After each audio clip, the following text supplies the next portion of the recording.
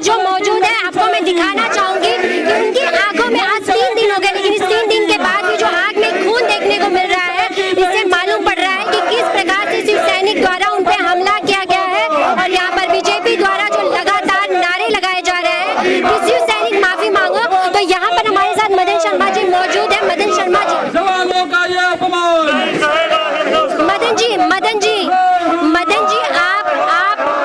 मदन जी आपके पास जब आप किस तरह से आपके पास लोग जब पहुंचे थे, आप क्या कर रहे थे और कैसे आपको कैसे मालूम पड़ा था कि जब वो लोग आ रहे वो शिव सैनिक हैं? मैं आया वैसे ही वो लोग बोले कि हम शिवसेना के हैं और फोन पर बोला ना, रिकॉर्ड है उनके पास, रिकॉर्डिंग है, सभी 4 कॉल आया हुआ है, वो सबका रिकॉर्डिंग है, वो धमकाया हुआ है, लेकिन वो बोल रहे हैं कि हम आपसे बात करना चाहते हैं, इधर आ जाओ। अगर हमको मालूम होता कि ये मारा पिटाई करते तो हम तैयार होके आते। मतलब आप भी उन्हें जवाब देते?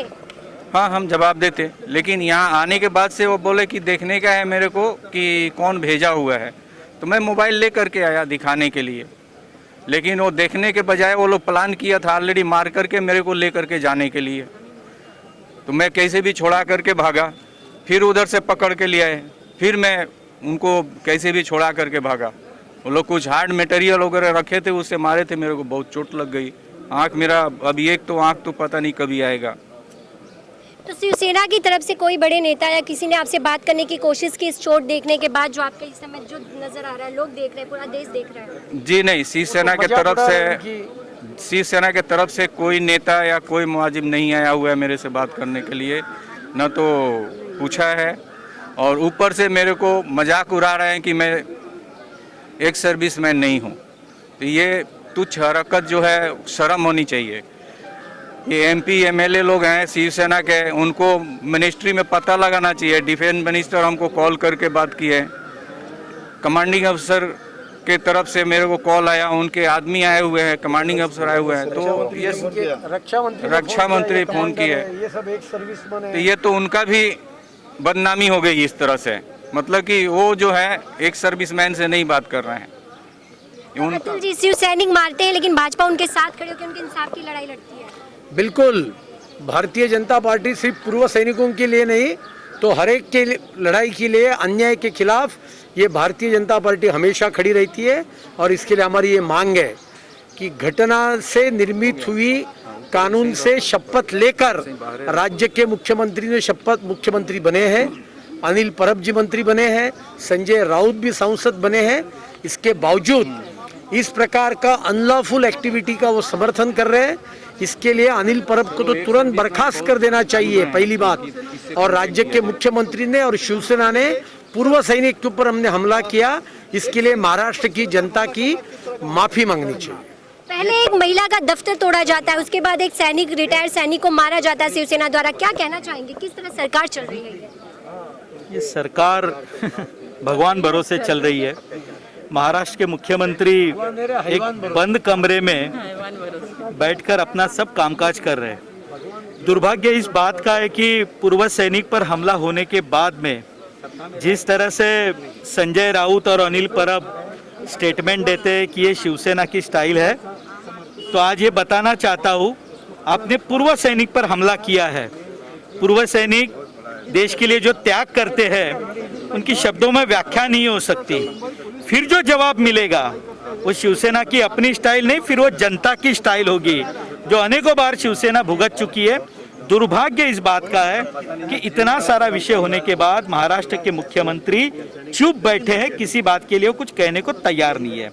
दुर्भाग्य ये शिवसेना का स्टाइल है लोगों को मारपीट करना, और भाजपा का क्या स्टाइल है? भाजपा किस तरह से जनता के साथ होगी? अगर हमारे कोई कार्यकर्ता ने इस तरह से बात की होती तो मेरे मुख्यमंत्री उसके घर जाते थे, उस जवान घर, और उसको माफ़ी मांगते थे और उस कार्यकर्ता के ऊपर कार्रवाई भी करते थे। यही फ़र्क है संस्कार का, जो भारतीय जनता पार्टी और शिवसेना में है। यहाँ तो सिर्फ ईगो की लड़ाई चल रही है, किस तरह अपने लोगों को डिफेंस करे। मुझे तो अभी अनिल परब जी का जो ट्वीट आता है वो हंसी आती है, ये स्टाइल है। अरे जिन्होंने इस देश का सम्मान किया है उसका सम्मान को ठेस पहुँचती है, उसको आप स्टाइल बोलते हो? क्या मैसेज आप देना चाहते हो? और इसीलिए ये जो जैसा एक मच्छी होती है ना, जो मरने के पहले ज़्यादा फड़फड़ती है, वैसा ये सरकार का हो गया। अभी जाने का वक्त आ गया है और इसके लिए ये न किन प्रकार ये किसी पब्लिक का अपने पास ध्यान आकृष्ट करने का ये उनका प्रयास है, लेकिन ये भूल रहे हैं कि ये पब्लिक इनके पास आएगी नहीं, इनसे लंबा जा रही है, ये डेफिनेट है। अभी मांगी जा रही है कि यहाँ के उनको यहाँ की सरकार नहीं चला पा रहे हैं। आप भी मानते हैं कि उनको इस्तीफा देना चाहिए? सेक्शन लगाया हमने कहने के बाद, देखिए तो भी अभी तक वो मुख्यमंत्री है ऐसा फिलहाल लग तो नहीं रहा है, और इसके लिए हमारी लेकिन घटना में पदसिद्ध से वो बने हैं तो इस्तीफा मांगना स्वाभाविक है। अब इतना होने के बाद जो मुख्यमंत्री प्रतिक्रिया नहीं देता, बेहतर होगा कि वो अपना इस्तीफा दे दे। भाजपा किस तरह से खड़ी है यहाँ मदन शर्मा जी के साथ, और किस तरह इंसाफ की लड़ाई आगे तक जा रही है? देखिए, जब से घटना ये हुई प्रारंभ में रानी द्विवेदी जी यहाँ पर आई, और भारतीय जनता पार्टी आम आदमी के लिए हमेशा आती है, और कम से कम ये सवाल एक पूर्व सैनिक का है। हम पूरी ताकत से हमारे देश के पूर्व जवानों के साथ खड़े रहेंगे, ये हमारा कर्तव्य है और हम ये इसको पूरी तरह निभाएंगे। देश की जनता और देश के सैनिक हर किसी के साथ भाजपा जिस तरह से बता रही है, हम पूरी शक्ति के साथ उनके साथ हमेशा ही खड़े रहेंगे और उनके साथ रहेंगे। शिवसेना अपने स्टाइल में जिस तरह से लोगों को मारती है, तो वहीं भाजपा उनके न्याय के लिए, उनके इंसाफ के लिए उनके साथ खड़ी होती है।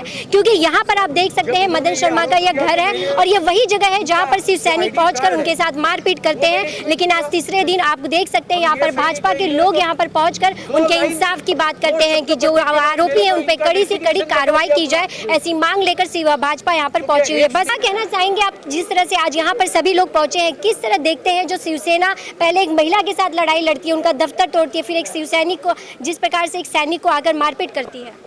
इसमें ऐसा है कि शिवसेना ने जिस प्रकार से इस देश के रक्षा करने वाले, जो अपनी जान की आहुति देने वाले, सरहदों पर काम करने के लिए, चाहे नेवी का हो, चाहे एयर का हो, चाहे थल सेना हो, जिस प्रकार से मदन शर्मा जी को घर में आकर एक कार्टून, वो भी इन्होंने नहीं बनाया, कार्टून बनाने के और उसको फॉरवर्ड किया, उसके ऊपर इस प्रकार मारना, ये गुंडागर्दी, ये तो सहन करने जैसा नहीं। सैनिक जिसने, उनके कारण हम आज यहाँ पे हैं, उनके कारण ये जनता सुरक्षित है देश की, हम रात को चैन की नींद सोते हैं। इस प्रकार से उनका करना ये अमानवीय है, ये दुखद है, और इसके ऊपर ठाकरे साहब ने माफ़ी मांगनी चाहिए। उनके कार्यकर्ताओं को बोलना चाहिए कि इस प्रकार से कोई भी घटना नहीं करो।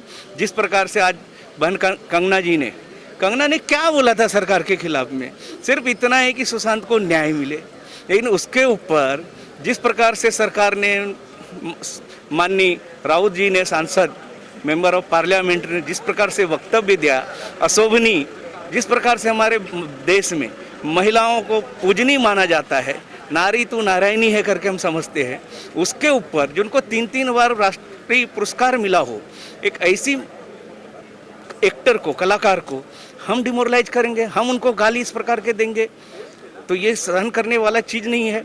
उसका वो बहुत गलत काम कर रहे हैं। इस प्रकार से आपको सत्ता सरकार मिला है, इन सोनिया जी के साथ में जाने के बाद आपकी संस्कार भी गड़बड़ हो रही है। सोनिया की जिस तरह से वामपंथी और जिहादी दिल्ली को जलाते हैं, आप मुंबई को जलाने की कोशिश कर रहे हैं, और उसके साइड में खड़ा होते हैं कांग्रेस वाले। नहीं, ये तो नहीं थे। आज दिल्ली में जो आज की टीवी में समाचार सुन के आया, वो खालिद, वो सीताराम येचुरी, योगेंद्र यादव, ये सभी जा रहे हैं, क्योंकि जो साजिश जिहादियों का इस देश को तोड़ने का, जिस प्रकार से इस देश के ऊपर साजिश चल रहा है, और उनके साथ में आप गोद में जाके बैठे हैं, ये तो अन्याय है ना। इस तरह प्रकार से सैनिक को मारना ये सरासर अन्याय है। कार्टून को लेकर इतनी मारपीट की गई, आज तीसरा दिन है जो उनकी आंखों में एक खून दिखाई दे रहा है, वो दिखाई दे रहा है कि किस प्रकार से उन्होंने मारपीट की होगी। तो ये कार्टून का वार जो विपक्ष और विपक्ष में तो लगातार चलते आए, लेकिन इस बार ऐसा क्या होता है कि शिवसैनिक मारने पहुंच जाते हैं? नाही, अटेम्प्ट टू मर्डर केस घ्यायला पाहिजे। घरात येऊन त्यांनी हे केलंय, म्हणजे तुम्ही घरात येऊन त्यांना एवढी तुमची माजल आहे, सत्ताचा माज एवढी चढलेला आहे की कोणालाही घरी येऊन मारायचं, ये बराबर नहीं है। इस प्रकार का ये महाराष्ट्र देव और संतों की भूमि है, ऋषि मुनियों की भूमि है, छत्रपति शिवराया की भूमि है, ये एकनाथ की भूमि है, ये संतों की भूमि है। यहाँ पर इस प्रकार से करना, वो भी सैनिक के, एक सैनिक, वो भी सीनियर सिटीजन सैनिक के ऊपर, ये तो सरासर गलत है। इसको जितना भी निंदा करे वो कम है। इसकी निंदा, घोर निंदा करता हूँ मैं, और इस सरकार ने इसके ऊपर कार्रवाई करनी चाहिए, एक्शन ऐसा करना चाहिए कि दोबारा इस प्रकार से नहीं करे। ये लोकतंत्र है, लोकतंत्र में बोलने की अभिव्यक्ति की आजादी हम बोल रहे हैं। हम कहीं भी आज देश में कुछ भी होएगा मोदी जी को ऊपर चढ़ा देता है, हम लोग कहाँ मारामारी करते हैं। हमारे पहले कंगना जिस तरह से दफ्तर तोड़ा जाता है, उसके बाद एक सैनिक को जिस तरह से बुरी तरीके से पीटा जाता है, क्या कहना चाहेंगी? भाजपा किस प्रकार खड़ी है उनके साथ आज?